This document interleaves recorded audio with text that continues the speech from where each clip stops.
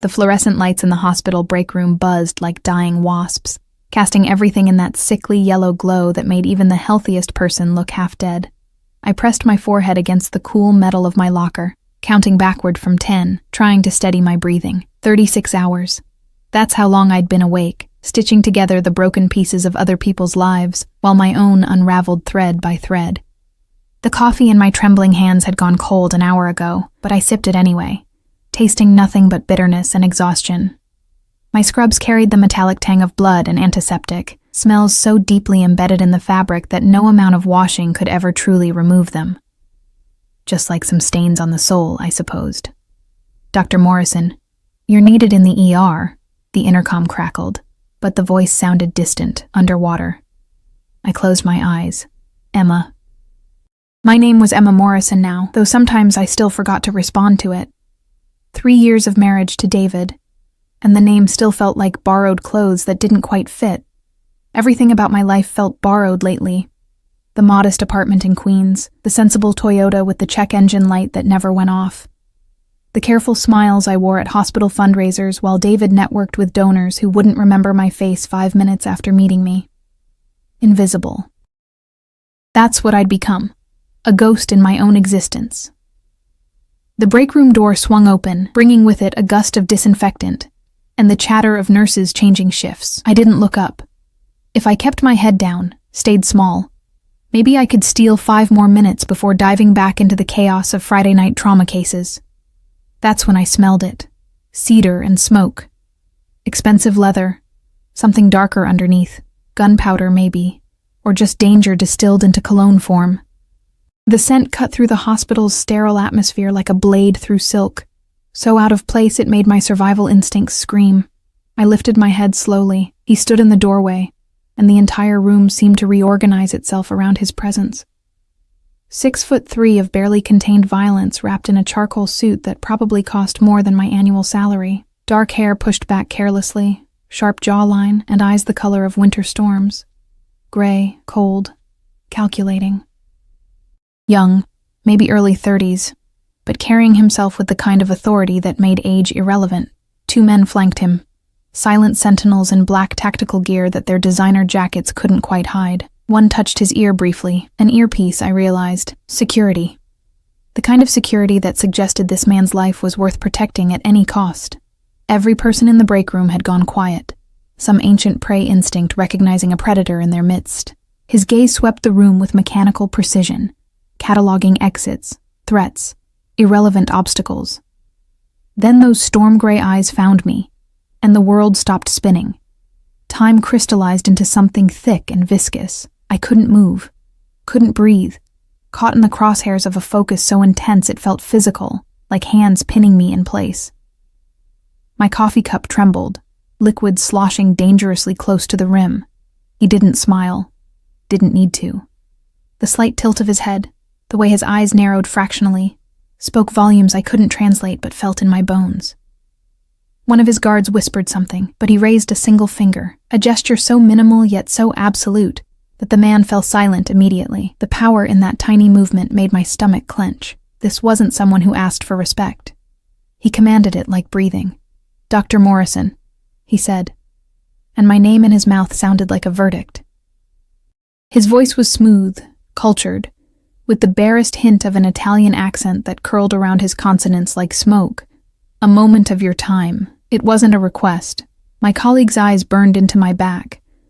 I could feel their confusion, their curiosity, their sudden desperate need to become invisible themselves. Smart people. They recognized what I was only beginning to understand.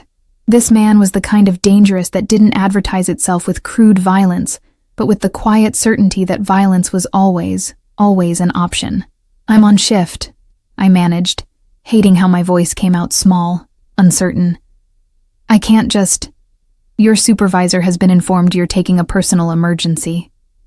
He glanced at his watch. Patek Philippe. My brain supplied uselessly, the kind that costs a house. "You have the next 2 hours cleared." How did he? But the question died on my lips, because of course he did. Men like this didn't make requests without ensuring compliance first. The world bent around them, rearranged itself to accommodate their whims. I should refuse, should call security, should scream, should do anything except what I did next. I stood.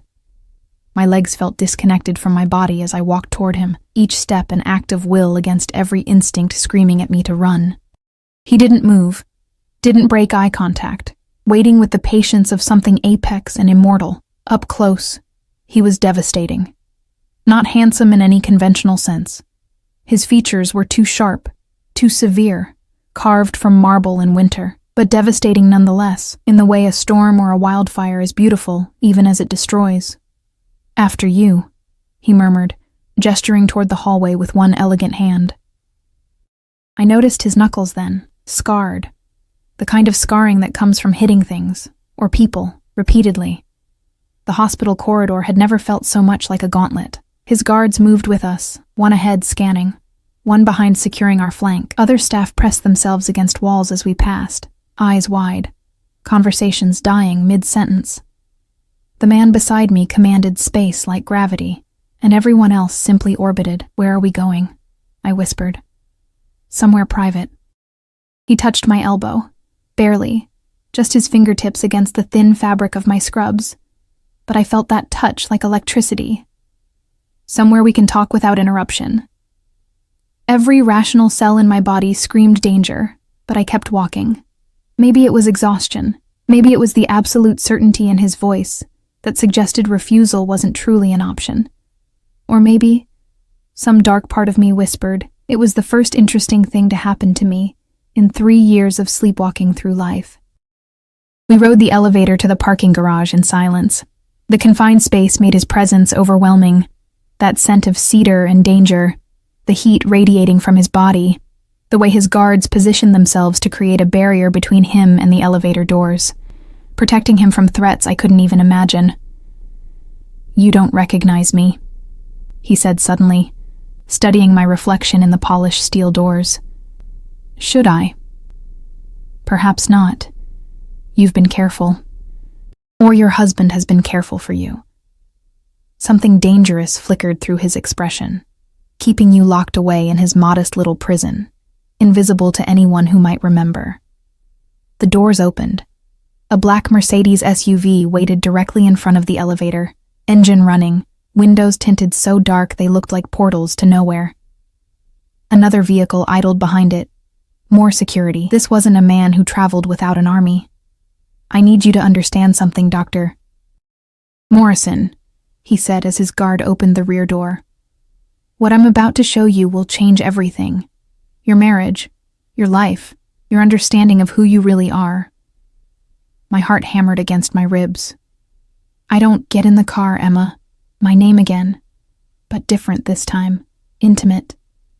Like he'd been saying it for years in private moments, not like we were strangers in a hospital parking garage, like he owned it, owned me, owned whatever came next. I should run, should scream for help, should do literally anything except climb into that vehicle with a man whose name I didn't even know. "Who are you?" I breathed. He smiled then, and it was the most terrifying thing I'd ever seen. Beautiful and brutal and full of dark promises. "Dante Caruso," he said, as if the name should mean something, as if it changed everything. And maybe it did, because somewhere in the cobwebbed corners of my memory, bells started ringing. Caruso. The name whispered in certain circles with fear and respect. The name attached to empire and blood and power that made governments nervous. "Why?" My voice cracked. "Why are you here? What do you want from me?" "Not from you, Emma." He leaned closer, his breath ghosting against my ear. "For you. There's footage you need to see. Something your husband has been hiding, something that concerns both of us." "David? That's impossible. He's just a hospital administrator. He doesn't—" "Get in the car," Dante repeated, softer now, almost gentle. But that gentleness was somehow more threatening than any raised voice. "Come alone. Don't tell your husband. Not yet. Not until you understand what he's done." The world tilted sideways. David, with his careful smiles and his budget spreadsheets and his weekend golf games. David, who barely looked at me anymore, who worked late every night, who sometimes came home smelling like perfume that wasn't mine. What footage? The footage that proves your husband isn't who you think he is. Dante's eyes bored into mine, and I felt myself falling into those winter storms. The footage that proves you're in danger, Emma. That you've been in danger for months, and I'm the only one who can protect you now. Protect me. The words should have sounded absurd coming from someone who looked like violence incarnate, but they didn't. They sounded like a promise written in blood and fire. I climbed into the SUV. The door closed behind me with the solid thunk of German engineering and bulletproof glass. Dante slid in beside me, close enough that our thighs almost touched on the leather seat. His guard took the front passenger position, and we pulled out of the garage in a smooth, coordinated movement, with the second vehicle following close. "Where are we going?" I asked again, my voice steadier than I felt. "My property in Westchester, secure, private." He pulled out a phone, one of 3 I could see in various pockets, and typed something quickly. "No one will disturb us there. No one will know you came." The casual certainty of that statement made my skin prickle. How easily he discussed isolation, privacy, secrets. How naturally he assumed I would trust him, follow him, let him take me somewhere alone without question. But I had questions. So many questions they tangled on my tongue, choking me. "The footage," I finally managed. "What's on it?" Dante looked at me, really looked at me, and something shifted in his expression. Not softness exactly, but recognition, like seeing something he thought he'd lost. "Your husband," he said quietly, "has been stealing from me. For 8 months, he's been siphoning money from a medical charity foundation I fund, money meant for children's hospitals, cancer research, transplant programs. Millions, Emma. He's stolen millions. And he's been using his position at your hospital to do it." The words didn't make sense. Couldn't make sense. David was boring, predictable, safe. That's why I'd married him after all. Because safe felt like salvation after the chaos of my childhood. Safe meant no surprises, no danger, no fear. "You're wrong," I whispered. "David wouldn't. I have recordings, financial transfers, emails, and video of him with my former accountant, the man who helped him orchestrate this theft." Dante's jaw tightened. The same accountant who disappeared 3 weeks ago, with an additional $2 million and my patience. The car glided through traffic, insulated from the world outside by wealth and power and bulletproof glass. My reflection in the window looked like a stranger. Pale, terrified, small. When had I become so small? Why tell me? My hands clenched in my lap, knuckles white. "If David stole from you, take it up with him. Call the police. I don't understand what this has to do with me." "Because," Dante said, and his hand moved toward my face. I flinched. He paused, something dangerous flickering through his expression, then continued the movement slowly, deliberately, tucking a strand of my dark hair behind my ear. His fingers lingered against my jaw, calloused and warm, and I forgot how to breathe. "Because you're not his wife, Emma. You're his insurance policy. And if I don't get my money back, you're the one who's going to pay for his betrayal." The world stopped. "What?" "But that's not why I brought you here." His thumb brushed my cheekbone, and my traitorous skin burned under his touch. "I brought you here because I don't believe in making innocent people suffer for others' crimes. I brought you here because you deserve to know the truth before I destroy everything your husband has built. And because..." He stopped, jaw clenching like he was fighting some internal battle. "Because?" I breathed. "Because you look exactly like someone I lost a long time ago. And I need to know if that's coincidence, or if your husband is even more clever than I gave him credit for." The Westchester estate materialized from the darkness, like something out of a fever dream. All wrought iron gates that whispered open at our approach, a driveway lined with trees whose branches formed a tunnel overhead. And finally, a sprawling mansion that looked less like a home and more like a fortress dressed in Italian Renaissance architecture. Lights blazed from every window, but somehow the place still felt cold, unwelcoming. A beautiful prison waiting for its next inmate.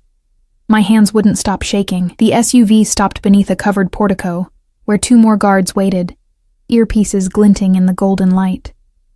How many people did Dante Caruso employ just to stay alive? How many enemies did a man need to have before he required an army for a simple drive home? This way. Dante's hand found the small of my back, guiding me toward massive oak doors that swung open soundlessly. His touch burned through the thin fabric of my scrubs, possessive and certain, like he'd touched me 1,000 times before. Inside, the house breathed wealth. Marble floors that reflected our distorted images, artwork that belonged in museums, a curved staircase that swept upward into shadow. But beneath the opulence, I sensed something else. Surveillance cameras tucked discreetly in corners, reinforced windows, the kind of security system that cost more than most people's houses. A fortress. I'd been right. Upstairs, Dante murmured. My private office. No interruptions. His private office. Alone. The words should have terrified me, but I was beyond terror now, floating in some strange space where reality had stopped making sense. My husband was a thief. I was insurance. I looked like someone Dante had lost. Nothing computed, so I simply followed, one foot in front of the other, climbing stairs that felt like ascending toward my own execution. The office overlooked the grounds through floor-to-ceiling windows, though heavy drapes could presumably seal the room off from the outside world. A massive desk dominated one side, all dark wood and clean lines, but Dante ignored it, moving instead to a wall of screens. 6 monitors arranged in a grid, currently dark. He shrugged off his suit jacket, and I watched the fabric slide from his shoulders, revealing the tailored white shirt underneath. Even in shirt sleeves, he radiated danger. Especially in shirt sleeves, where I could see the way muscle moved beneath fabric, the holster strapped to his ribs barely concealed. He was armed. Of course he was armed. Sit, he said, gesturing to a leather chair positioned in front of the screens. I sat because my legs couldn't hold me anymore. The chair swallowed me, expensive and uncomfortable, designed for someone larger, someone like him. Dante picked up a remote, his movements economical, controlled. What I'm about to show you was recorded 6 days ago at a restaurant in Manhattan. The Garden Room. Do you know it? I shook my head mutely. Exclusive. Private. The kind of place where deals happen that can never see daylight. He pressed a button, and the center screen flickered to life. Your husband knows it well. He's been there 17 times in the past 4 months. The footage was high quality, shot from multiple angles, professional surveillance, not security cameras. Someone had been watching David deliberately, tracking his movements, building a case. There he was. My husband, sitting at a corner table, drink in hand, smiling that easy smile I'd fallen for 3 years ago, when he'd seemed like salvation wrapped in a white coat and promises of stability. But that smile looked different now. Sharper somehow. Calculating. Wait for it, Dante murmured, standing behind my chair close enough that I could feel his heat against my back. A woman approached David's table. Blonde, beautiful, wearing a dress that cost more than my monthly salary. She leaned down, kissed his cheek, whispered something that made him laugh. His hand slid to her waist, familiar and possessive. The angle changed. Now I could see their faces clearly as they talked, heads bent together like lovers sharing secrets. David pulled out his phone, showed her something. She nodded, serious now, and pulled out an envelope. Money. I could see the edge of bills inside. That's Claudia Brennan, Dante said, his voice clinical, detached. My former accountant. The woman who helped your husband steal from me, the woman who's been sleeping with him for 6 months. 6 months. The timeline crashed over me like cold water.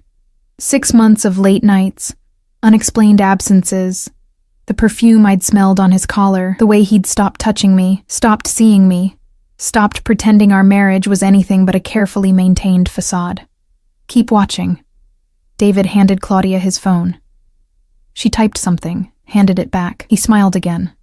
That same smile I'd trusted, believed in, married. Then he leaned forward and kissed her. Not a peck, not friendly. Deep, passionate, the kind of kiss that spoke of familiarity and desire and everything our marriage bed had lacked for months. I couldn't breathe. The room spun, tilted, tried to throw me off the planet entirely. That's not... My voice broke.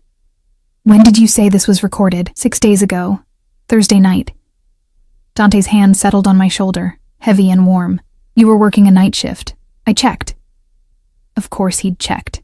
Men like Dante Caruso checked everything, knew everything, controlled everything. There's more. He pressed another button. The scene shifted. Different camera angle. Same restaurant. Later. David and Claudia standing to leave, but another man approached their table. Older, distinguished. Someone I didn't recognize. The three of them talked briefly, then David nodded, shook the man's hand. That, Dante said, his voice dropping to something darker, is Vincent Moretti, capo in the Gambini family. My enemies. Emma, the people who would love nothing more than to see me destroyed. Your husband isn't just stealing from me. He's selling information about my operations, my investments, my vulnerabilities. He's feeding intelligence to the very people who've tried to kill me 4 times in the past 2 years. The words were bullets, each one finding flesh. My husband. The man who brought me coffee in bed on Sunday mornings, who kissed my forehead absently while checking his phone, who'd promised to love me, protect me, honor me until death parted us. That man was a traitor, a thief, a liar. And I'd been too blind, too trusting, too desperate for safety to see it. Why? The word came out strangled. Why would David do this? We don't need money. We're comfortable. Comfortable? Dante laughed, sharp and bitter. Emma, your husband is drowning in gambling debts, $2 million deep with Russian bookmakers who don't accept excuses or IOUs. He needed money fast, and my foundation was an easy target because he had access through hospital administration. Claudia had access to my accounts. Together, they've been siphoning funds for months. Russian bookmakers, gambling debts. The words painted a picture of a stranger, someone I'd never known at all. And Moretti? Dante continued. He offered David protection from his debts in exchange for information about me. My schedule, my properties, my business dealings. David's been selling me out piece by piece and using you as cover. The devoted wife, the hard-working doctor, the perfect camouflage for his double life. I pressed my hands to my face, trying to hold myself together, but I could feel the cracks spreading, my entire world fracturing along fault lines I'd never suspected existed. I don't understand. Tears burned my eyes, but I refused to let them fall. Not here. Not in front of this dangerous stranger who watched me with eyes that saw too much. What does any of this have to do with me? If David stole from you, make him pay. Turn him over to the police, to the FBI, to whoever handles this kind of thing. Why drag me here? Why show me this? Dante moved around the chair until he stood in front of me, blocking the screens, blocking everything except him. He crouched down, bringing himself to my eye level, and the movement was so unexpected, so intimate, that I forgot to breathe because 2 weeks ago, David took out a life insurance policy on you. He said quietly, $5 million, with himself as the sole beneficiary. The floor dropped away. What? He forged your signature on the paperwork. I have copies. Dante pulled out his phone, a different one than before, and swiped through screens until he found what he wanted. He held it up, and I saw my name, my signature, all perfectly replicated on insurance documents I'd never seen before. This is insane. I shook my head violently. David wouldn't. He's not. This doesn't make sense. It makes perfect sense. Dante's voice remained steady, implacable. David needs money to pay his debts and to run away with Claudia, but Moretti wants more than information. He wants leverage over me, something that would hurt me personally. And somehow, your husband figured out that you're valuable to me. How could I possibly be valuable to you? I shouted, hysteria climbing my throat. I don't know you. We've never met before today, haven't we? Dante reached out slowly, telegraphing the movement, giving me time to pull away, but I didn't. Couldn't. His fingers traced my jawline, tilted my face toward the light. Look at me, Emma. Really look. I looked. Storm gray eyes that seemed to hold centuries of darkness and pain. Sharp features softened only by thick lashes and a mouth that might have been sensual if it ever truly smiled. Dark hair falling across his forehead, one curl more stubborn than the rest. You don't see it, he murmured. But I do. Every time I look at you, I see her. Sophia, my sister. The world stopped spinning. Your sister? She died 7 years ago. His hand dropped away, And he stood abruptly, turning his back to me. Car bomb meant for me. She was 23, brilliant, beautiful, fierce. Everything I wasn't, everything I should have protected. The pain in his voice was a living thing, raw and bleeding despite the years. I watched his shoulders rise and fall as he fought for control, this man who commanded empires but couldn't command his own grief. I don't understand, I whispered. What does your sister have to do with me? You look exactly like her, Emma. He turned back, and his eyes were haunted. Same dark hair, same green eyes, same delicate bone structure. When I first saw your photo in David's personnel file 6 months ago, I thought I was losing my mind. I had you investigated, discreetly, carefully. Your background, your family, your entire life. Investigated. The word should have made me angry, violated, but I was too numb to feel anything except cold. And? My voice sounded like it belonged to someone else. And nothing. You're not related to my family, just a coincidence. A cruel trick of genetics and fate. He moved closer again, crowding my space, his presence overwhelming, but David knew. Somehow, he discovered the resemblance and saw an opportunity. If he could arrange your death, make it look like an accident, he'd collect $5 million and simultaneously destroy me emotionally. 2 birds, 1 stone. You're saying my husband wants to kill me. The words came out flat, disbelieving. To pay his gambling debts and hurt you. Yes, that's insane. That's survival. Dante crouched again, capturing my cold hands in his warm ones. Emma, listen to me. David has already made arrangements. The policy is active. He's been researching accidents, car crashes, home invasions, medical errors during surgery. I've intercepted communications between him and certain specialists, people who handle problems permanently. His thumbs stroked over my knuckles, and I watched the movement like it was happening to someone else's hands, someone else's life. You have to be wrong, I breathed. David's boring, safe. He's an administrator, not a murderer? Dante's smile was bitter. Everyone's capable of murder, Emma. Given the right motivation, the right pressure, the right price. Your husband has all 3. I pulled my hands free, stood on shaking legs, stumbled away from him toward the windows. Outside, the grounds sprawled in manicured perfection, security lights casting everything in harsh relief. A beautiful prison. That's what I'd thought when we arrived, never knowing I'd been living in one all along. Why are you telling me this? I pressed my forehead against the cool glass. Why not just handle it yourself? Men like you don't need permission or help. You could make David disappear. Why involve me at all? Silence stretched behind me, heavy and dangerous. Then I felt him. Not touching, but there. Close enough that his heat warmed my back. Close enough that his breath stirred my hair. Because I don't make innocent people suffer for others' crimes, he said softly. And because you deserve a choice, Emma. You deserve to know the truth before I dismantle everything David has built. Before I take back what's mine and make him pay for his betrayal.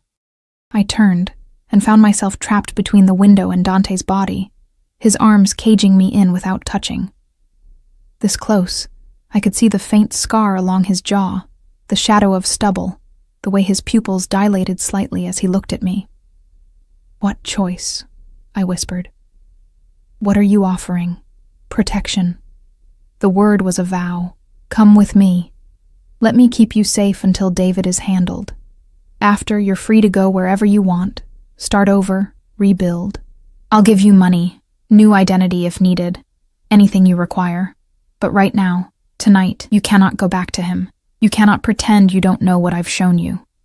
And if I refuse, if I go home and confront David myself, something dangerous flashed through Dante's eyes. Then you'll be dead within 48 hours, and I'll have lost someone who looks like Sophia all over again. And Emma? His hand rose, cupped my face with surprising gentleness. I won't survive that twice, so please. Choose to live. Choose to let me protect you. The rawness in his voice undid me.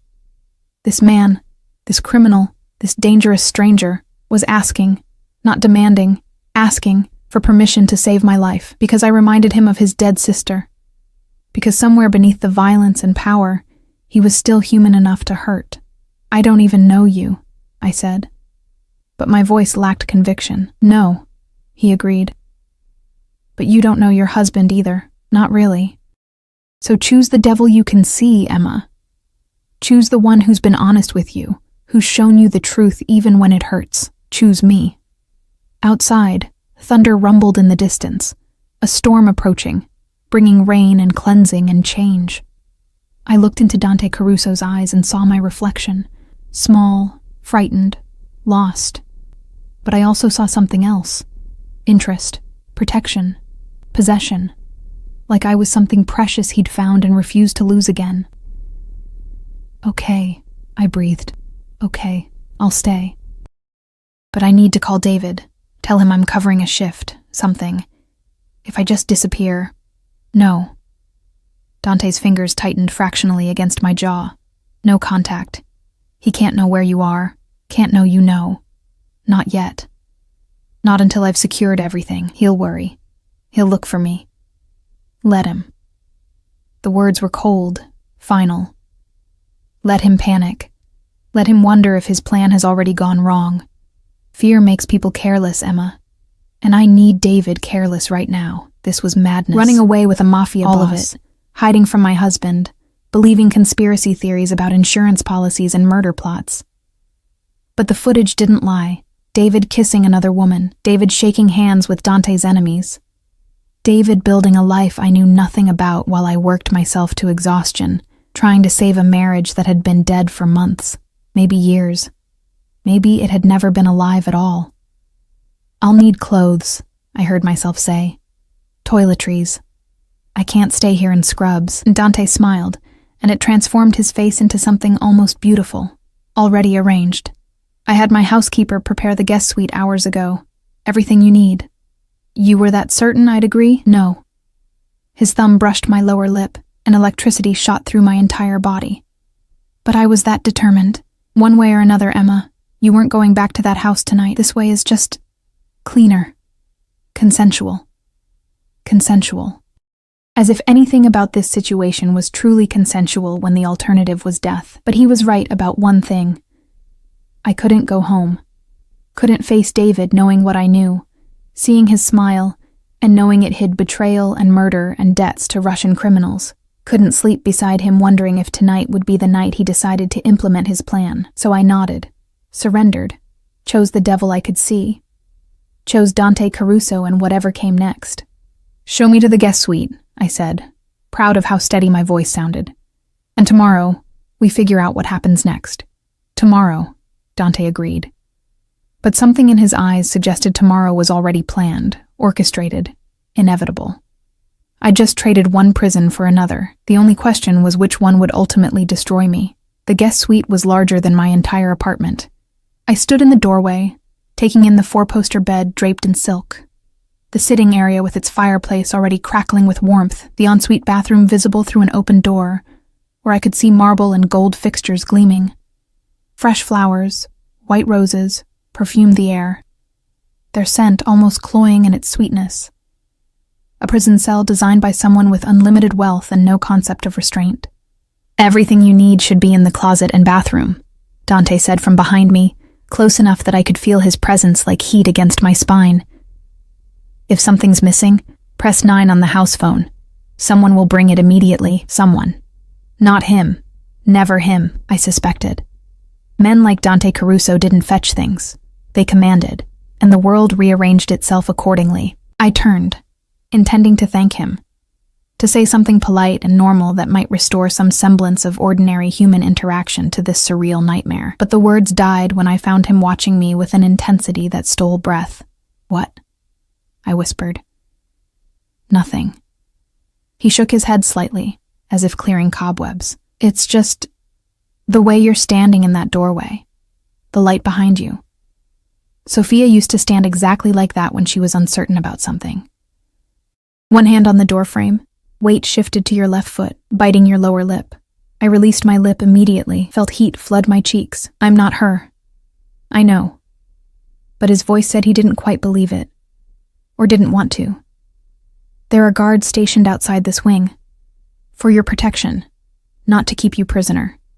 You're free to move around the house, use the library, the kitchen. But don't go outside, not until we've resolved the situation with David. Resolved. Such a clinical word for whatever violence he had planned. There's a panic button by the bed. He gestured to the nightstand. Red button, no need to dial. Press it, and 6 men will be in this room within 30 seconds. 6 men seems excessive for a guest suite. His smile was sharp, humorless. You're not just a guest, Emma. You're under my protection now. That means if someone wants to hurt you, they'll have to go through me first. And anyone foolish enough to try will discover exactly how far I'm willing to go to keep what's mine safe. What's mine? The possessive pronoun hung in the air between us. Dangerous and electric. I'm not yours, I said. But it came out weaker than intended. No, he agreed, but you will be. By necessity, if not by choice. Because the moment you stepped into my car, Emma, you became part of my world. And in my world, protection isn't a courtesy. It's ownership. It's the only way to keep people alive. The casual certainty of that statement should have terrified me. Instead, some dark, broken part of me felt almost safe. After years of being invisible, overlooked, forgotten by my own husband, here was someone who saw me so clearly it hurt. Someone who claimed ownership like it was both threat and promise. Get some rest, Dante said, already turning away. Tomorrow we'll discuss next steps. For tonight, you're safe. That's enough. He was at the door when I called out, Dante? He stopped, half-turned, one hand on the doorframe, waiting. Thank you, I said, though I wasn't entirely sure what I was thanking him for. For saving my life? For shattering my illusions? For looking at me like I mattered, even if only because I resembled his dead sister. Something softened in his expression, brief as a candle flame in wind. Sleep, Emma. We have difficult days ahead. Then he was gone, the door clicking shut with finality, leaving me alone in my gilded cage. I should have felt trapped, should have been planning escape, calling the police, doing something rational and self-preserving. Instead, I walked to the bathroom in a daze and found it stocked with everything imaginable. Designer toiletries, fluffy towels, a robe so soft it felt like clouds. The closet held clothes in exactly my size, ranging from casual to elegant, all still bearing tags from boutiques I'd never dreamed of shopping in. He'd planned this, days ago, maybe weeks. Had my measurements, my preferences, my entire life cataloged and prepared for. The thought should have felt violating. Instead, it felt like being seen for the first time in years. I showered until the water ran cold, scrubbing away hospital smell and fear, and the ghost of David's last careless kiss goodbye that morning. Had it only been this morning, before my shift. The person who'd left for work 12 hours ago felt like a stranger now. That Emma had been married, stable, safe. This Emma was homeless, husbandless, under the protection of a mafia boss who looked at her like she was simultaneously salvation and damnation. The bed swallowed me whole when I finally collapsed into it, silk sheets cool against my overheated skin. I should sleep. My body screamed for it, 40 hours of wakefulness finally catching up, but my mind wouldn't quiet, cycling through everything I'd learned, everything I'd lost, everything waiting in the shadows of tomorrow. David wanted me dead. My husband, who I'd trusted with my life, my future, my fragile hope for happiness, had taken out an insurance policy on my death and was actively planning to collect. The tears came then, hot and bitter, soaking into the expensive pillowcase. I cried for the marriage that had never been real, for the safety that had always been illusion, for the version of myself who'd been naive enough to believe love could be simple if you just asked for little enough. I'd asked for so little, a modest life, a faithful husband, someone to come home to who wouldn't leave or disappoint or destroy. And even that had been too much to expect. Exhaustion finally dragged me under sometime before dawn, but my dreams were full of storm-gray eyes and the scent of cedar and smoke. Morning came with soft light filtering through curtains I didn't remember closing, and the smell of coffee so rich it pulled me from sleep like a siren's call. I sat up, disoriented, finding a tray on the nightstand that definitely hadn't been there when I'd passed out. Coffee in a delicate china cup, fresh croissants still warm from the oven, fruit cut into perfect pieces, and a single white rose in a crystal vase. A note in bold, masculine handwriting. Join me for breakfast when you're ready. Third door on the left, downstairs. I should have been unsettled by the intrusion, by whoever had entered my room while I slept to deliver this. Instead, I found myself reaching for the coffee, savoring its dark perfection, while I processed waking up in a stranger's mansion under threat from my own husband. The clothes in the closet fit perfectly. Designer jeans that hugged my curves, a soft cashmere sweater in deep green that made my eyes look brighter than they had in years. Even the underwear was my size, tasteful and expensive. Being known this thoroughly should have felt invasive. Instead, it felt almost tender, like being cared for by someone who paid attention to details. I found the dining room easily, following the scent of food and the low murmur of voices. The third door on the left opened into a sun-drenched space overlooking gardens that probably required a full-time staff to maintain. A long table dominated the room, but Dante sat at one end in casual clothes, dark jeans, a fitted black sweater that emphasized his build, reading something on a tablet. He looked up when I entered, and that focus locked onto me like a physical force. "You slept," he observed, setting the tablet aside. "Good. You needed it." Someone came into my room. I took the seat adjacent to him, close but not too close. My housekeeper. Rosa has been with my family for 30 years. She's discreet, trustworthy, and armed. He poured coffee from a silver carafe into a cup waiting at my place. "No one enters this house without being vetted and trained. Your safety isn't negotiable." Armed housekeeper. Of course. Because normal people's housekeepers carried dusters and vacuum cleaners, but Dante Caruso's probably carried Glocks and knew 17 ways to kill someone with a teaspoon. "Did you sleep?" I asked, noting the faint shadows under his eyes. "Some."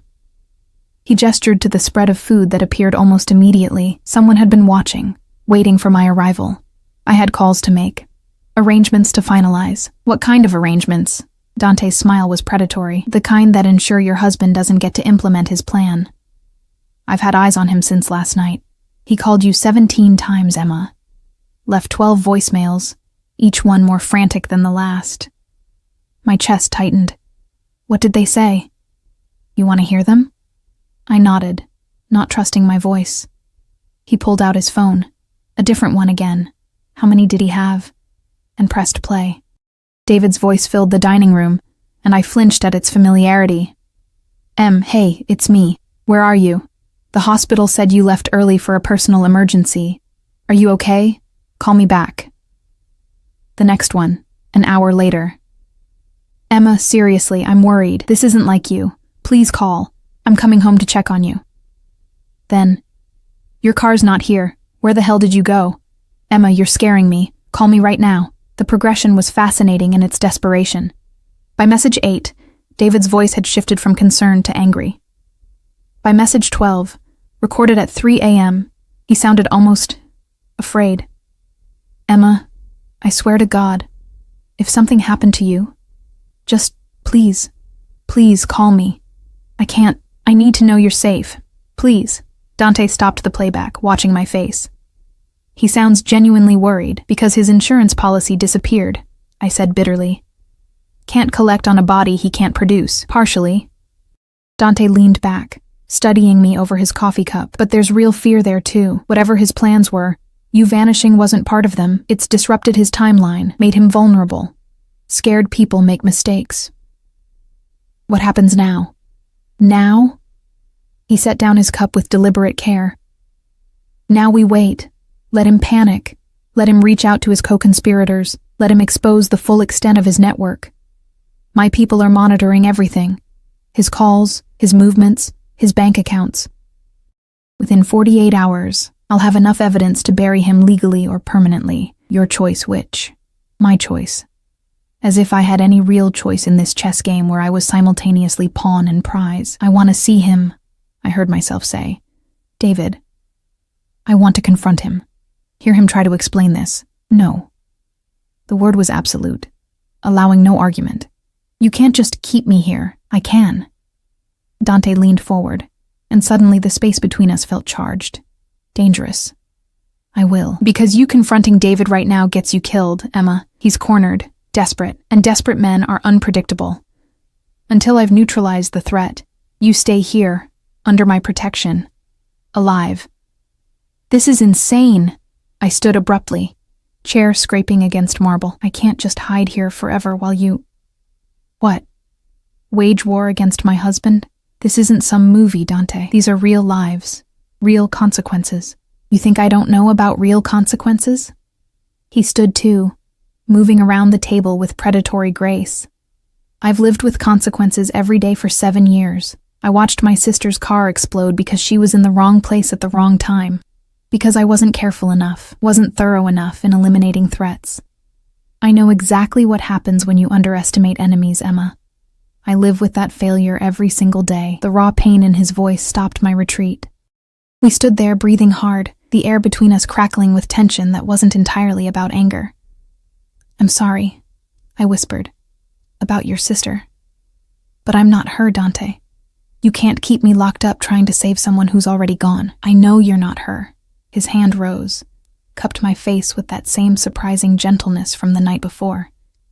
But you could die just as easily. And I can't watch that happen again, not when I have the power to prevent it. His thumb traced my cheekbone, and I felt that touch everywhere, a current running through my entire body. This close, I could see flecks of silver in his gray eyes, could smell cedar and something darker, could feel the heat radiating from his body. You don't even know me, I breathed. No, he agreed, but I'm going to. Because you're under my roof now, my protection. And that means you're mine to know, mine to understand, mine to keep safe, whether you like it or not. There was that word again. Mine. Possessive. Absolute. Terrifying in its certainty. I should pull away. Should maintain distance. Remember, this man was dangerous, criminal. Someone who solved problems with violence and power. But I couldn't move. Trapped in his gravity like a moon orbiting a planet. Helpless against forces beyond my control. What do you want from me? The question came out barely audible. I want you alive, Dante said simply. Everything else is negotiable. A phone buzzed. His. Always his. And the spell broke. He stepped back, distance creating space to breathe again, and answered in rapid Italian that I couldn't follow. But I watched his expression darken, watched his free hand curl into a fist. When he hung up, his eyes found mine with new intensity. What? I asked, fear climbing my throat. David filed a missing persons report an hour ago. He's claiming you're emotionally unstable, possibly suicidal, that you've been struggling with depression from work stress. Dante's jaw clenched. He's building a narrative, Emma. If you turn up dead now, he has the perfect explanation. The overworked doctor who couldn't handle the pressure. The tragic accident that was really just suicide.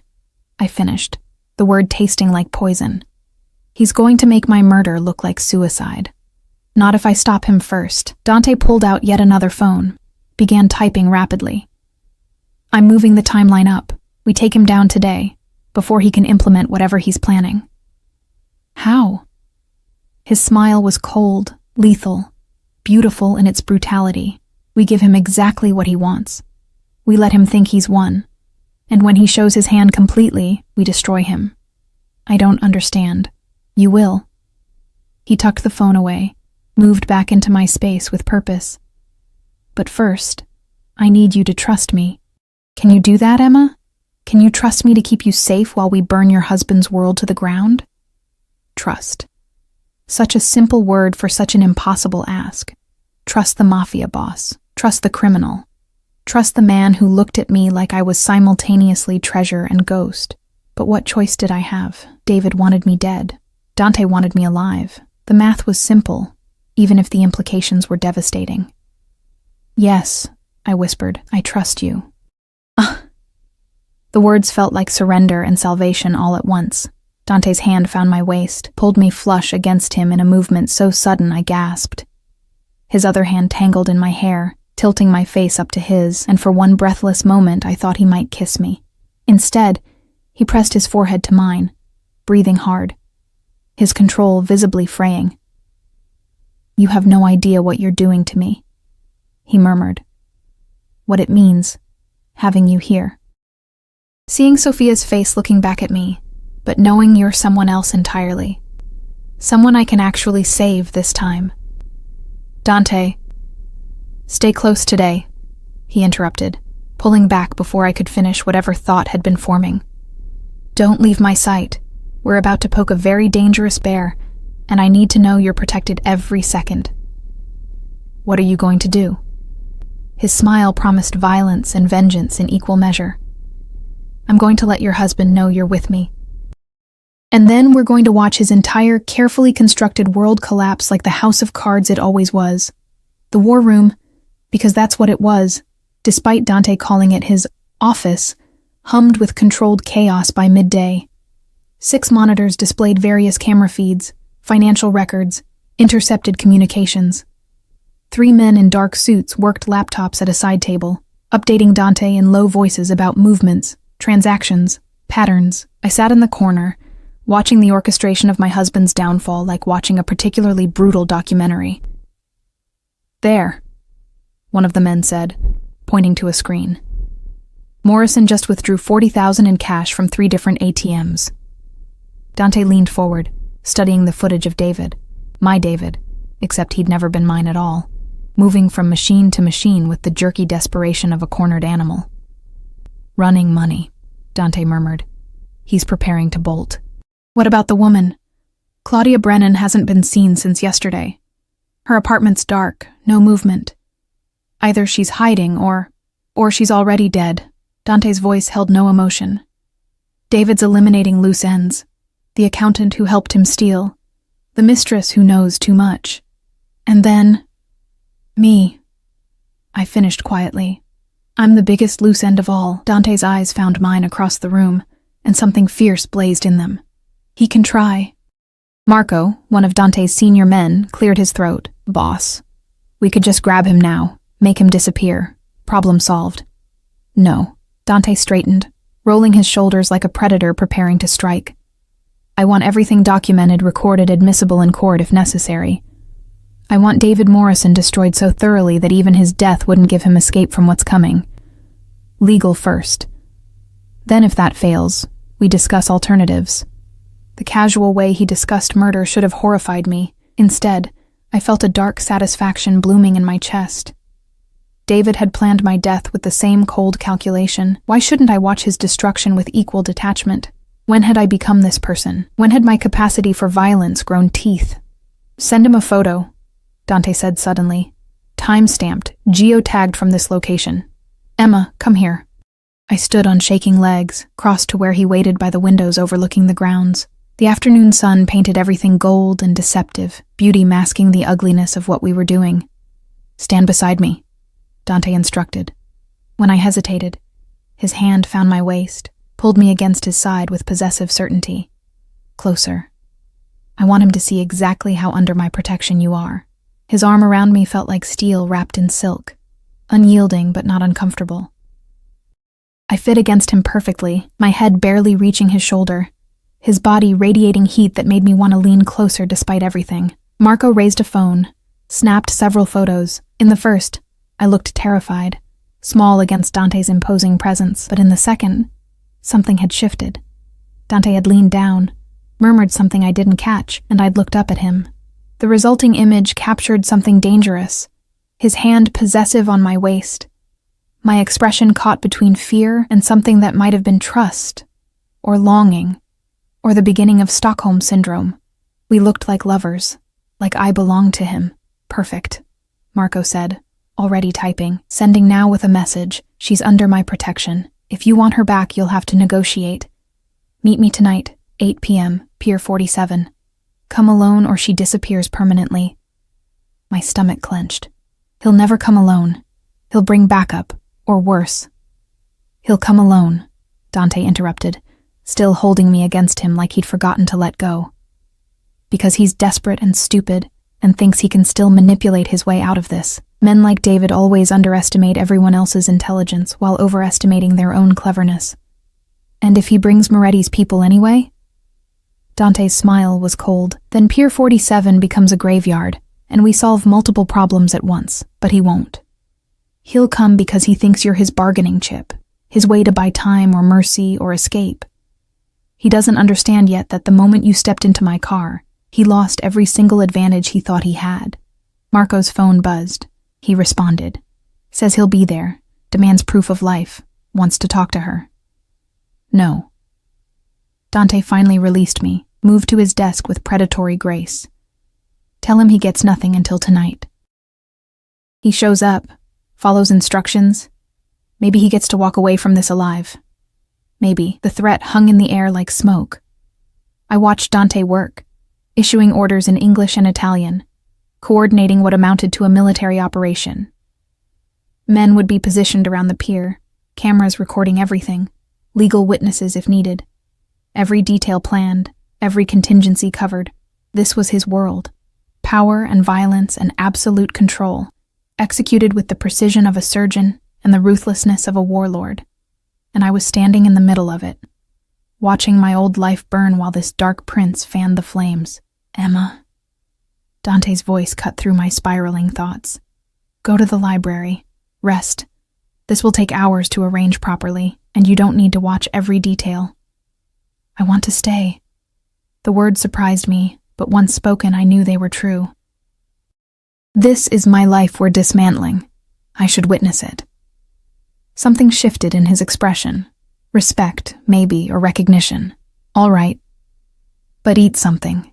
You've had nothing but coffee all day. As if summoned by his words, Rosa appeared with a tray of sandwiches, fruit, water. She set it down without speaking, but her dark eyes assessed me with the thoroughness of a bodyguard evaluating threats. When she left, I realized she'd positioned the tray so I'd have to sit in a specific chair, the one with the best sight lines to both doors and the furthest from windows.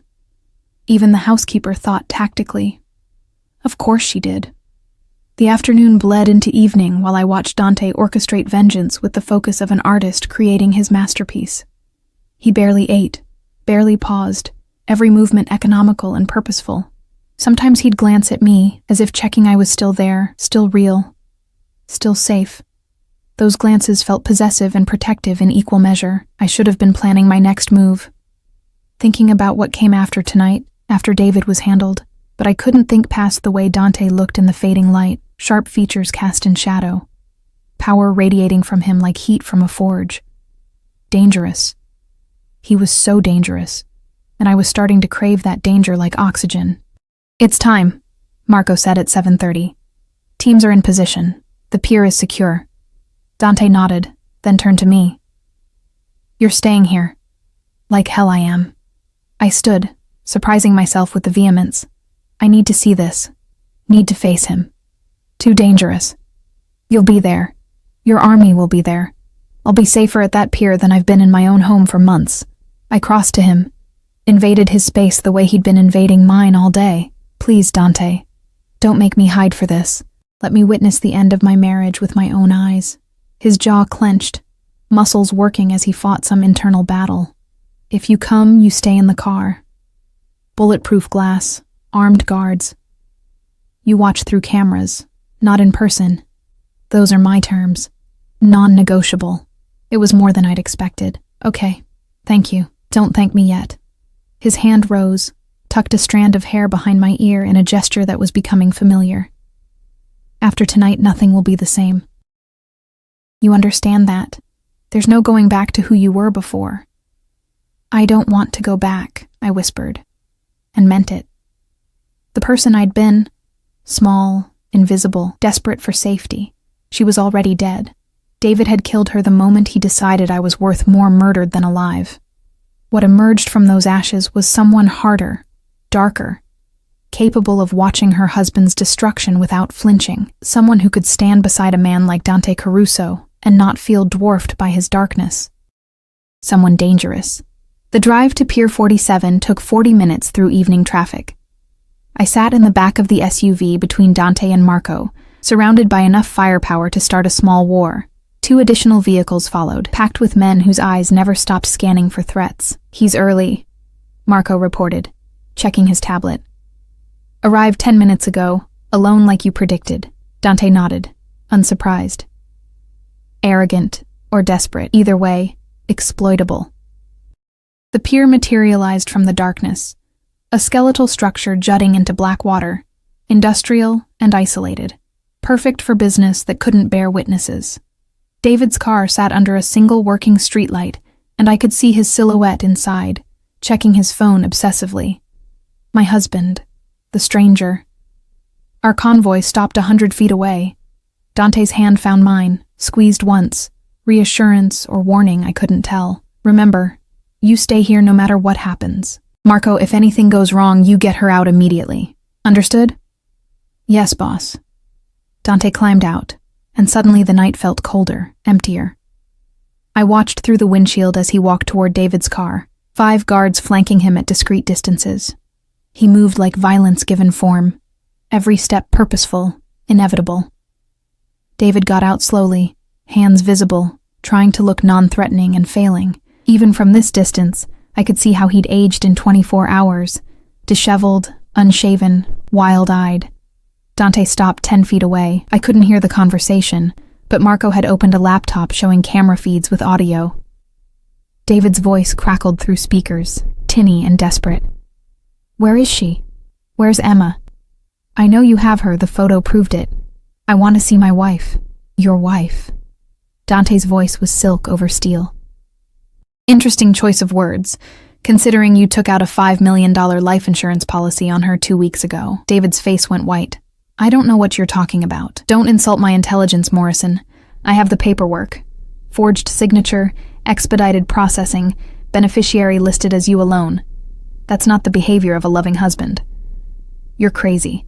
Emma and I, we have a good marriage. Whatever lies you've been told. The lies stop here. Dante pulled out his phone, held it up. I have footage of you with Claudia Brennan. I have records of money you've stolen from my foundation. I have communications between you and Vincent Moretti's people. Do you want me to continue, or shall we skip to the part where you explain why you thought you could betray me and live? David's knees nearly buckled. I can explain.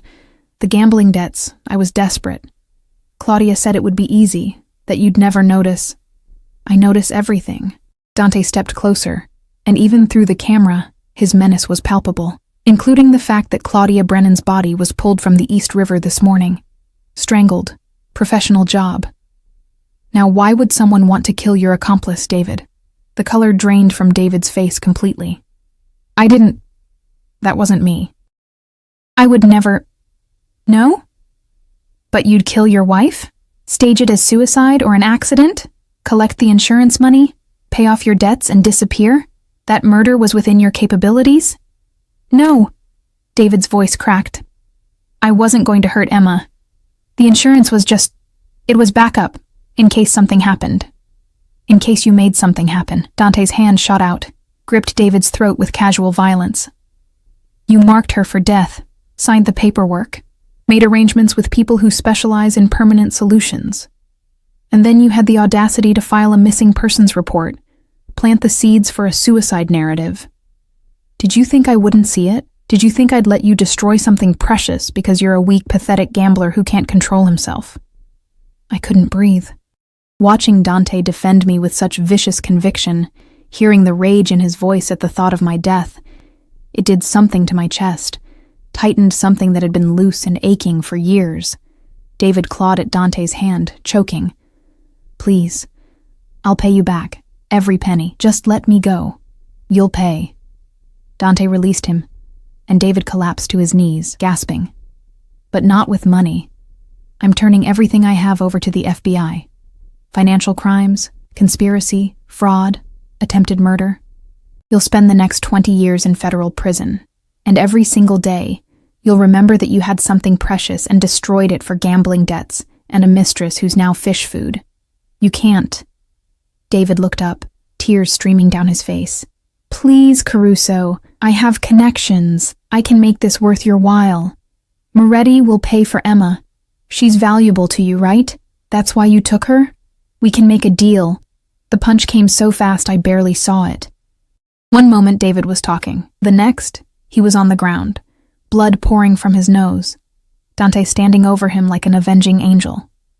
"You just tried to sell your wife to your co-conspirators," Dante said softly, and somehow the quietness was more terrifying than shouting. "That was your last mistake." He pulled out his phone, made a call. "FBI field office? I have information about David Morrison, wanted for financial fraud and conspiracy to commit murder. He's currently at Pier 47, unconscious and gift-wrapped for you. I'm sending over evidence files now. You have 20 minutes before I change my mind about handling this legally." He hung up, looked down at David's crumpled form with disgust. "Emma deserved better than you," he said. "She deserves someone who sees her value, who would burn the world before letting harm touch her. She deserves everything you were too blind to appreciate." Then he turned and walked back toward our vehicle, leaving David bleeding and broken in the dirt. The door opened. Dante slid in beside me, and his eyes found mine immediately. Checking, always checking that I was safe, unharmed, still there. "It's done," he said quietly. "The FBI will handle the legal prosecution. He'll go away for decades." I should have felt something. Relief, satisfaction, grief for the marriage that had never been real. Instead, I felt only numbness and a strange, fierce gratitude toward the man beside me who'd just destroyed my husband without hesitation. "Thank you," I whispered. "Don't thank me." His hand found my face, thumb brushing away tears I hadn't realized were falling. "He hurt you. Planned to kill you. There's no thanks necessary for protecting what's mine." There it was again. That word. That claim. And this time, I didn't argue. Instead, I leaned into his touch, let myself be held by this dangerous man who'd saved my life and shattered my world in equal measure. Outside, sirens wailed in the distance. The FBI, coming to collect the pieces of David Morrison's ruined life. Inside, Dante Caruso held me like I was something precious, something worth protecting, something that belonged to him, and maybe I did. Maybe I always had, from the moment I'd climbed into his car and chosen the devil I could see. The devil who looked at me like I was worth saving. Block 5. 3 weeks later, I stood in Dante's library, watching rain streak down floor-to-ceiling windows while thunder rumbled in the distance. The room smelled of leather and old books, and the coffee Rosa had brought an hour ago, now gone cold in its cup. 3 weeks since David's arrest, 3 weeks since my old life had crumbled into ash. 3 weeks of living in this beautiful fortress, orbiting Dante Caruso like a moon trapped in gravity's pull. The newspapers had been brutal. Hospital administrator arrested in multi-million-dollar fraud scheme. Missing doctor found safe. Husband charged with conspiracy to commit murder. The media had devoured every salacious detail. The gambling debts, the dead mistress, the insurance policy, my miraculous rescue by an anonymous benefactor who'd provided evidence to authorities. Anonymous. As if anyone in certain circles didn't know exactly who'd orchestrated David Morrison's downfall. I'd given statements to the FBI, sat through interviews with prosecutors building their case. David had tried to implicate me initially, claimed I'd known about everything, was complicit. But Dante's lawyers, an army of them, terrifying in their competence, had shredded those accusations within hours. By the time they were done, I was the tragic victim, the devoted wife betrayed by a monster. Which was true, mostly. What the lawyers didn't mention was how easily I'd slipped into my new existence. How natural it felt waking up in Dante's home, eating meals he insisted Rosa prepare specifically to my tastes, spending evenings in this library while he worked in the adjacent office. How the weight of his protection had started feeling less like imprisonment and more like belonging. "You're brooding again." I turned to find Dante in the doorway, still in the dark suit he'd worn to some meeting earlier. He'd loosened his tie, undone the top button of his shirt, and the casual dishevelment made him look younger, more human. Almost approachable if you ignored the gun I knew he carried and the danger that clung to him like cologne. "Just thinking," I said. Dangerous habit. He crossed to the bar cart, poured 2 glasses of whiskey without asking if I wanted one. I'd learned he did that. Made decisions for me, anticipated my needs before I voiced them.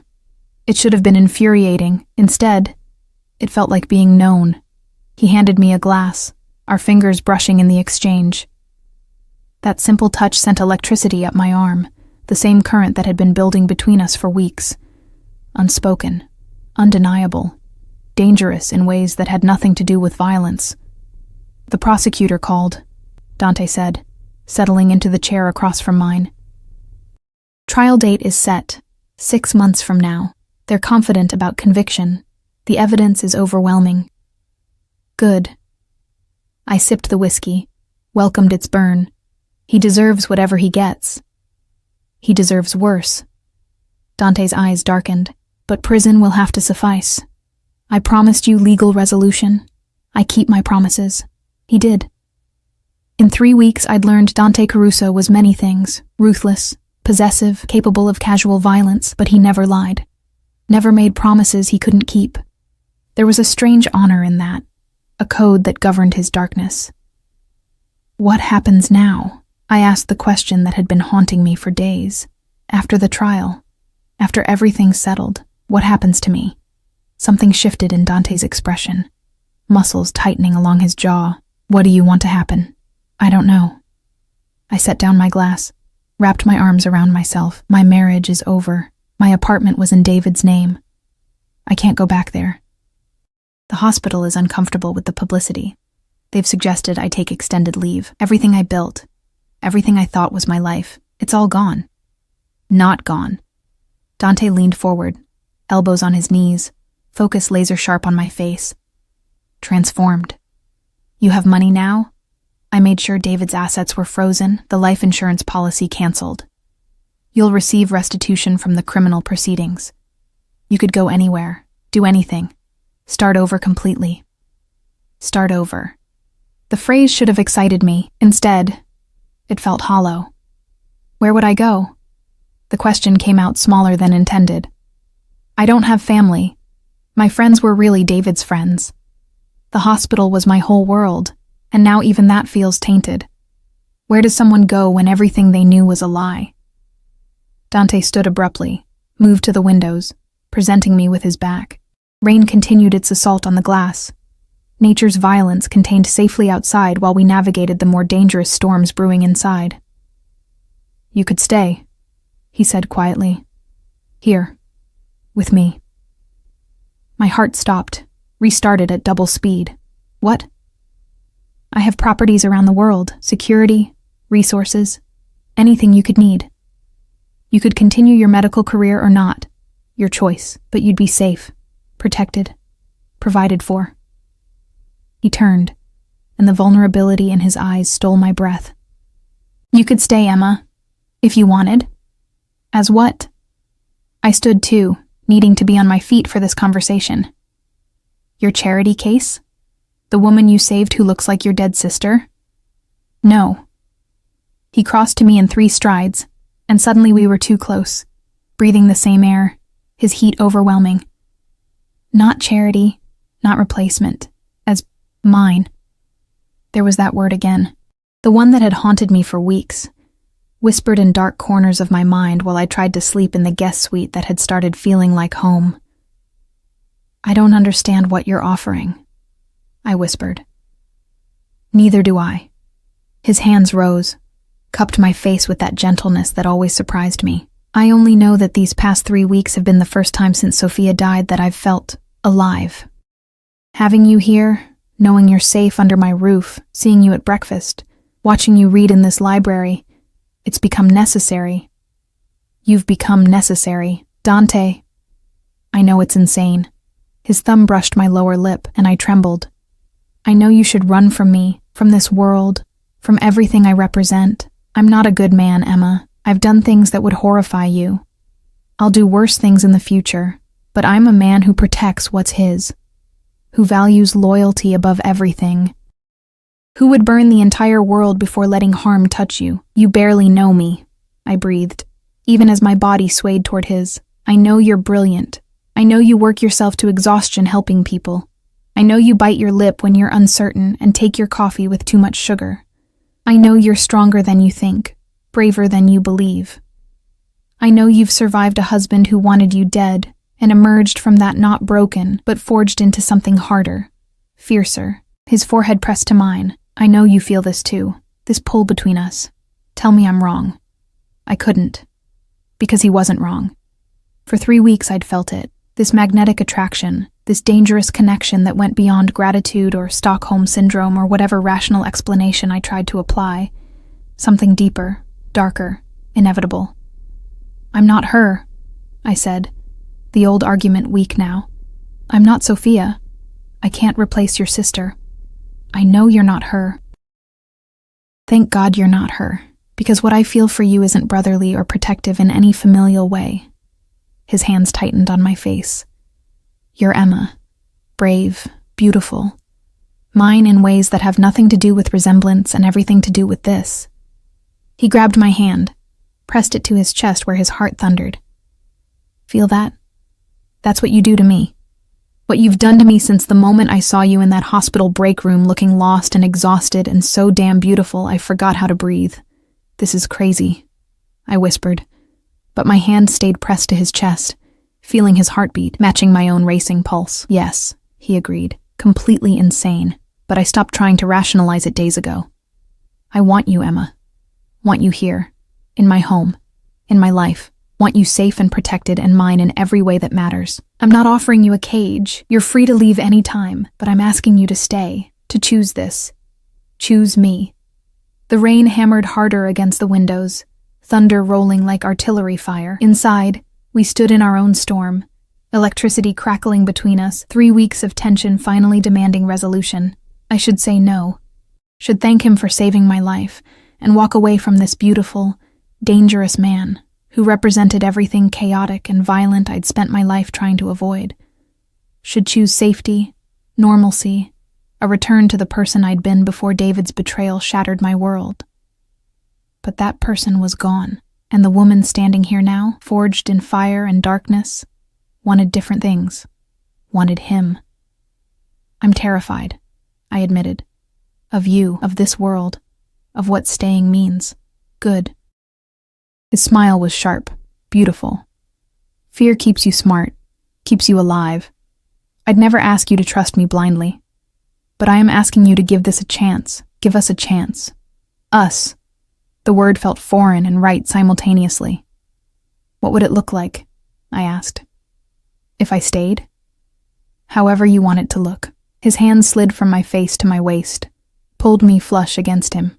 You could continue your medical career. I have connections at every hospital in the city. Or explore something new. Travel, study, anything. You'd have your own space, your own life, but you'd come home to me, sleep in my bed, wake up beside me, be mine in every way that matters.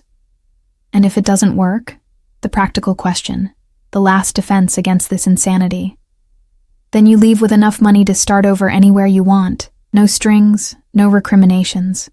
I told you. You're not a prisoner, Emma. You're a choice I'm making every day. I'm just asking you to choose me back. Thunder cracked directly overhead, and I flinched.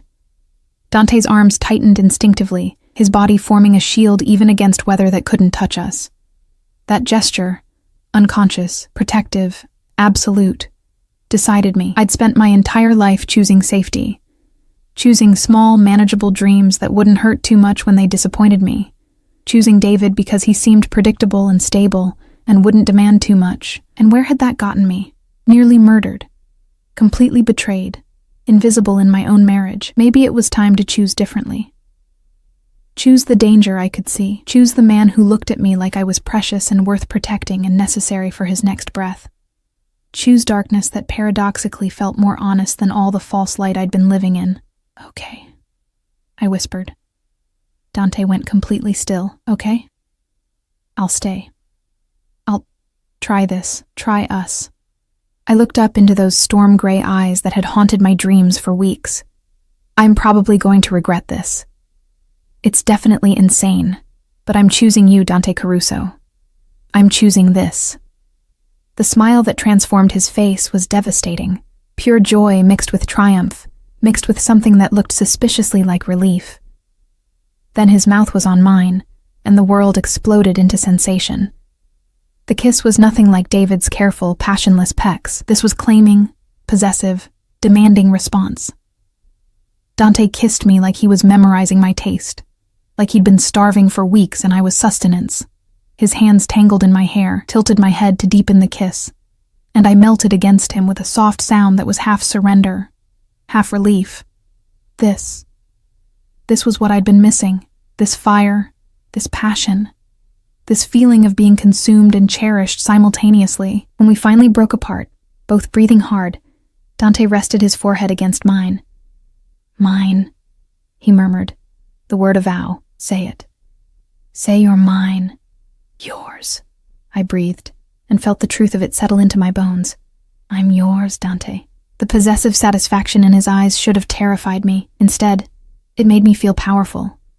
This dangerous man, this force of nature wanted me, claimed me, would burn the world to keep me safe.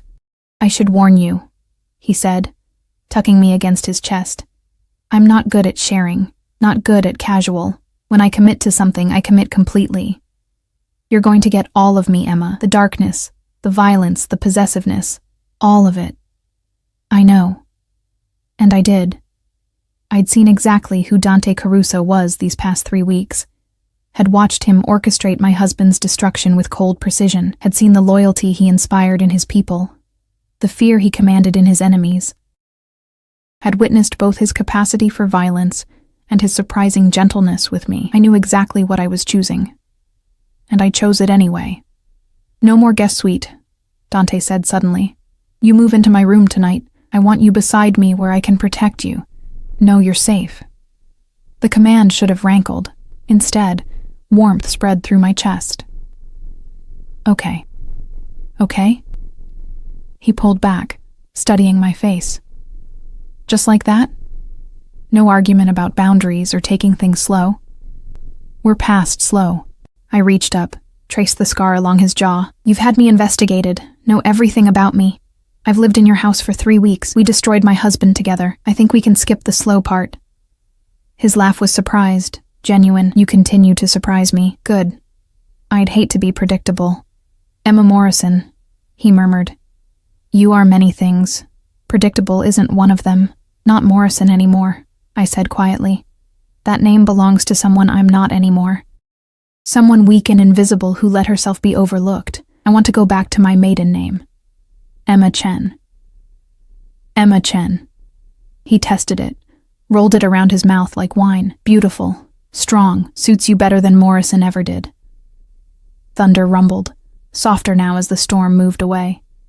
But the one between us was just beginning, a different kind of storm. One built on attraction and danger and the tentative hope that maybe, somehow, we could build something real from the ashes of my old life. Dance with me, Dante said suddenly. There's no music. There doesn't need to be. He pulled me close, one hand on my waist, the other clasping my hand, and began swaying gently. When I was young, my mother used to dance with my father in the library just like this. No music, just them, shutting out the world. I softened against him, let him lead me in this slow, intimate waltz to thunder and rain. You never talk about your family. They're mostly gone now. My parents died 10 years ago in a plane crash. Sophia 7 years ago. I have cousins, distant relatives, but no one close. No one who matters. He pressed a kiss to my temple. Until now. Until now. Until me. The weight of that responsibility should have crushed me. Instead, it felt like purpose.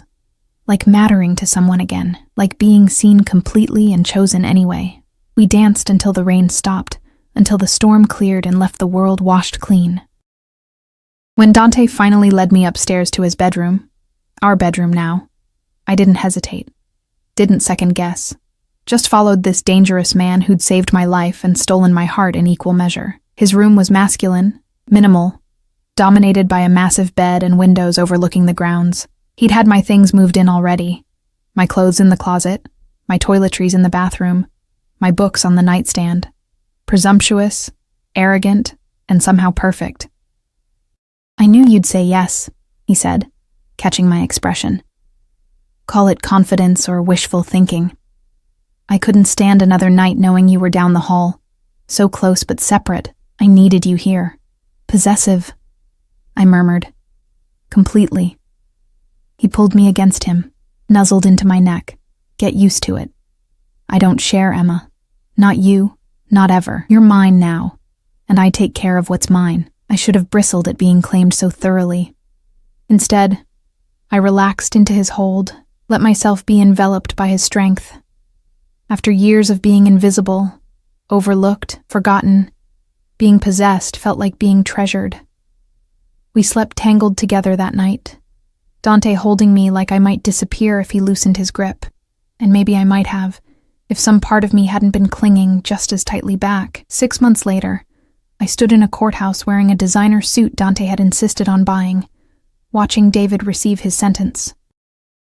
23 years in federal prison for fraud, conspiracy, attempted murder. His lawyers had tried everything: plea deals, cooperation agreements, character witnesses. But the evidence was overwhelming, and the judge showed no mercy. David's eyes found mine across the courtroom as they led him away in handcuffs. Once, I would have seen my husband, my future, my safe choice. Now, I saw only a stranger who'd tried to kill me.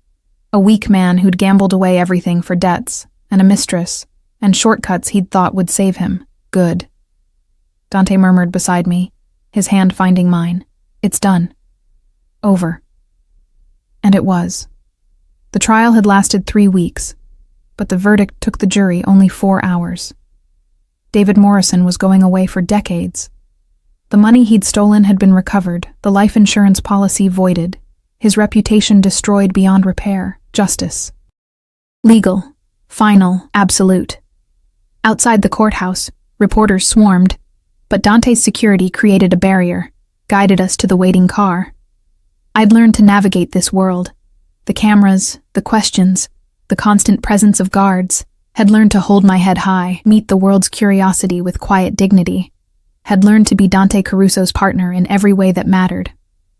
How do you feel? He asked once we were sealed in the SUV, privacy glass separating us from the driver. Free, I said, and meant it. Finally free. Good.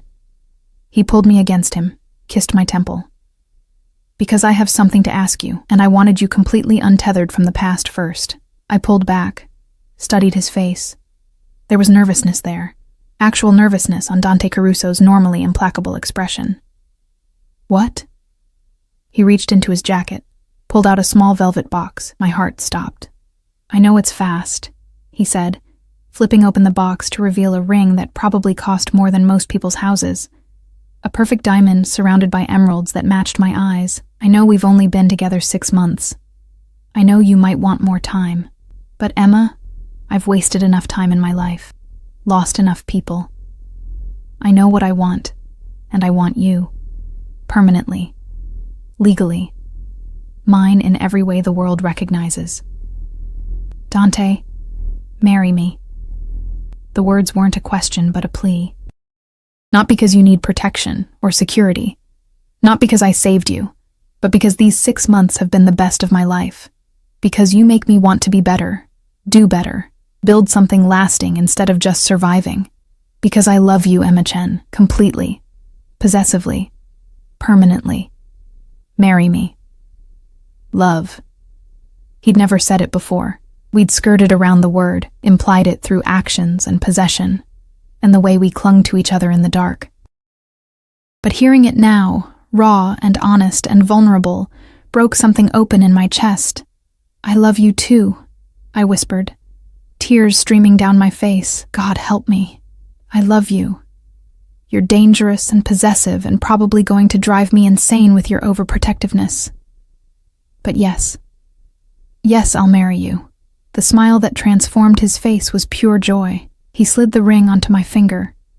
Perfect fit, of course, because Dante planned everything, and kissed me with enough passion to fog the windows. Mine, he murmured against my lips.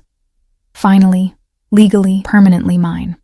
Yours, I agreed, always yours. And I was. Completely, willingly, forever. The girl who'd wanted safety had found something better, passionate, fierce, all-consuming love with a man who would burn the world to keep her safe. As we drove back to the estate, our home now, in every way, I twisted the ring on my finger and thought about the journey that had brought me here. From invisible doctor, to murdered wife, to Mafia princess. From overlooked to obsessed over. from settling for crumbs to demanding the whole feast. David had wanted me dead. Instead, he'd freed me to become someone stronger, fiercer, capable of loving a man as dangerous and complex as Dante Caruso. The irony was beautiful. That night, Dante made love to me with the possessive intensity of a man claiming his future wife, whispering promises against my skin. Protection, devotion, forever. And I gave as good as I got, claiming him right back, this beautiful, damaged man who'd saved me in every way that mattered. We married 3 months later in a private ceremony at the estate, surrounded by Dante's people who'd become my people. Rosa cried. Dante's men looked uncomfortable in formal wear, but pleased for their boss, and I walked down an aisle lined with white roses. Sophia's favorite flower, Dante told me later, his way of including his sister in our happiness. The vows were traditional, but when Dante slipped the wedding band beside my engagement ring and said mine instead of I do, nobody corrected him. Because that's what we were to each other, possession and choice, darkness and light. 2 broken people who'd found each other in the ashes and decided to build something beautiful. I never went back to medicine. Instead, I founded a charity, using Dante's connections but my vision, focused on helping women escape dangerous relationships, providing resources, protection, new identities when needed, saving other Emmas before they needed rescuing. Dante supported it completely, even when it occasionally put us at odds with certain business associates. "You're my conscience," he'd say, kissing my protests away. "Keep me human, Emma. Keep me worthy of you," as if he wasn't already everything I needed. Years passed. We built a life together, messy, passionate, imperfect but real. Dante's darkness never disappeared, but I learned to navigate it, even embrace it. And my light never dimmed, but it grew fiercer, more confident, backed by the absolute certainty that someone had my back. We had children eventually, 2 daughters who inherited their father's intensity and their mother's compassion. Dante was an impossibly overprotective father, running background checks on preschool teachers and installing security systems in our daughters' bedrooms. But he was also tender, patient, teaching them to be strong and fierce and never settle for being invisible. Sophia, we named the eldest after his sister, had his gray eyes and my dark hair. Elena, the youngest, was all fire and stubbornness. Both learned early that they were precious, protected, cherished beyond measure. Both learned never to be small for anyone. And me? I became Emma Caruso, wife to a dangerous man, mother to fierce daughters, founder of a charity that saved lives. Became someone who'd faced death and chosen life, who'd been offered safety and chosen passion, who'd survived betrayal and found something better on the other side. I became exactly who I was always meant to be, and every night, when Dante pulled me close in the darkness of our bedroom, his hand possessive on my waist, his breath warm against my neck, I remembered the terrified woman who'd climbed into his car that night, who'd chosen the devil she could see and found salvation in his darkness. "Mine," he'd whisper. The old claim now layered with years of love and life and choice. "Yours," I'd answer. The old surrender now a victory, because sometimes the scariest choice becomes the best choice. Sometimes danger offers more safety than security ever could. Sometimes the man everyone fears is the only one brave enough to see you completely and love you anyway. Sometimes you have to let your old life burn to ashes before you can rise as something new, something fierce, something finally perfectly yourself. And sometimes love looks like possession, protection, and a mafia boss who calls you his in a voice that promises forever. I chose that love. I chose that life. I chose Dante. And I'd choose him again, every single time, in every lifetime, until the world stopped spinning and the stars went dark. Mine and his. Fierce and forever. Darkness and light wrapped together into something beautiful and terrible and completely, impossibly ours.